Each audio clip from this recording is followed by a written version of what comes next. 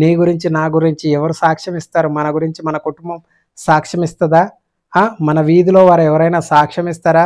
మన సంఘంలో వారు ఎవరైనా సాక్ష్యం ఇస్తారా? మన ఊర్లో వారు ఎవరైనా మన గురించి సాక్ష్యం ఇస్తారా? మన భార్య, మన భర్త మన గురించి సాక్ష్యం ఇస్తారా? మన స్నేహితులు మన గురించి సాక్ష్యం ఇస్తారా? దేవుని కొరకు వీరు నమ్మకంగా బ్రతుకుతూ ఉన్నారు. దేవుని కొరకు వీరు నీతిగా బ్రతుకుతూ ఉన్నారు.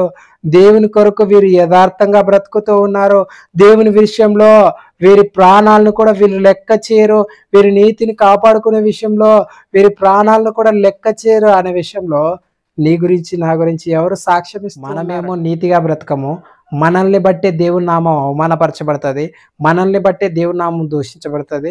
కానీ మనకేమో ఆశీర్వాదాలు కావాలి, కానీ మనకేమో ఆరోగ్యం కావాలా, కానీ మనకేమో డబ్బు కావాలా, కానీ మనకేమో అధికారం కావాలా, కానీ మనకేమో వివాహం కావాలా, కానీ మనకేమో పిల్లలు కావాలా.